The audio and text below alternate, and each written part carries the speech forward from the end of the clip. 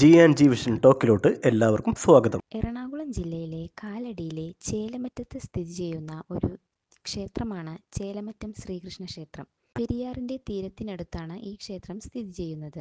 ദക്ഷിണകാശി എന്നാണ് ഈ ക്ഷേത്രം അറിയപ്പെടുന്നത്. ശ്രീകൃഷ്ണൻ, നരസിംഹം, വാമനൻ എന്നിവരാണ് പ്രധാന പ്രതിഷ്ഠകൾ. ചേലമറ്റം ശ്രീകൃഷ്ണസ്വാമിയുടെ ദർശനം കിഴക്കോട്ടാണ്.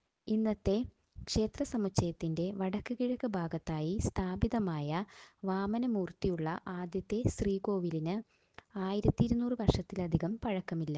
ജഗദ്ഗുരു ശ്രീ ശങ്കരാചാര്യ തന്റെ വിപുലമായ പര്യടനങ്ങളിൽ പ്രാർത്ഥനകൾക്കായി ഈ ക്ഷേത്രം സന്ദർശിച്ചതിൽ നിന്നാണ് ശ്രീകോവിലിന്റെ ആദ്യകാല ലിഖിത ചരിത്രം കണ്ടെത്തുന്നത്.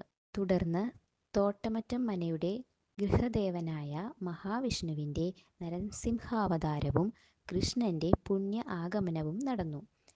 മെയിൻ സെൻട്രൽ റോഡിൽ കാലടി പെരുമ്പാവൂർ പാതയുടെ മധ്യഭാഗത്ത് നിന്ന് 1 കിലോമീറ്റർ യാത്ര ചെയ്താൽ ഇവിടെ എത്താം. 3 അവതാരങ്ങളിലും ഭഗവാന്റെ വിവിധ രൂപങ്ങളുടെ ഐക്കണോഗ്രാഫിക് വിശദാംശങ്ങളും വ്യതിരിക്തമായ സവിശേഷതകളും ഇല്ലെങ്കിലും ഇന്നത്തെ ക്ഷേത്ര സമുച്ചയത്തിന്റെ വടക്ക് കിഴക്ക് ഭാഗത്തായി വാമനമൂർത്തി ഭഗവാന്റെ അധിപനായ ആദ്യ ലളിതമായ ശ്രീകോവിൽ നിലവിൽ വന്നതായാണ് ഐതിഹ്യം.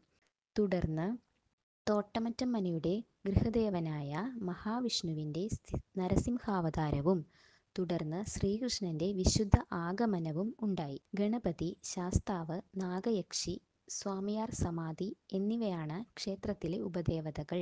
ഈ ക്ഷേത്രത്തിൽ കൽക്കൊത്തുപണികളും വെങ്കല ദീപസ്തംഭങ്ങളുമുണ്ട്. ഈ ക്ഷേത്രത്തിൽ എല്ലാ സമയത്തും ബലിതർപ്പണം അനുഷ്ഠിക്കാറുണ്ട്.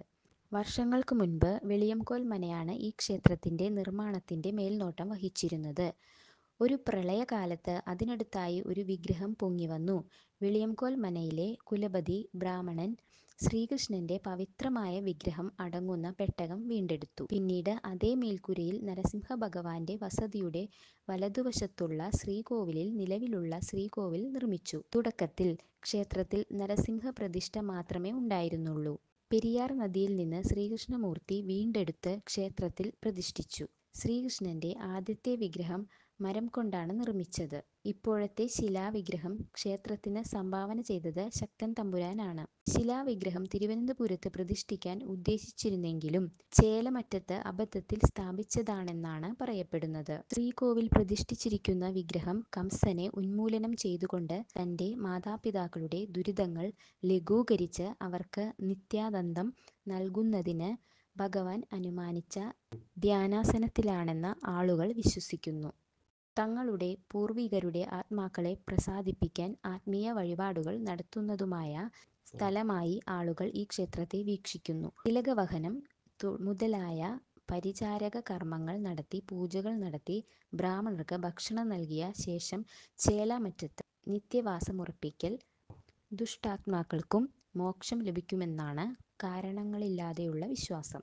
പിതൃകർമ്മത്തിന്, അതായത് മരിച്ച ആളുകളുടെ ആത്മാക്കളുമായി ബന്ധപ്പെട്ട ആചാരങ്ങൾക്ക് ഈ ക്ഷേത്രം പ്രസിദ്ധമാണ്. കാരണം ഇവിടെ ശ്രീകൃഷ്ണന്റെ സങ്കല്പം യമപുരിയിൽ അദ്ദേഹം വസിച്ചിരുന്ന രൂപമാണ്. 8 ദിവസത്തെ വാർഷിക ഉത്സവം കുംഭമാസത്തിലെ തിരുവോണം നക്ഷത്രത്തിൽ സമാപിക്കും. വീഡിയോ ഇഷ്ടപ്പെട്ടെങ്കിൽ ലൈക്ക് ചെയ്യാനും സബ്സ്ക്രൈബ് ചെയ്യാനും മറക്കരുതേ.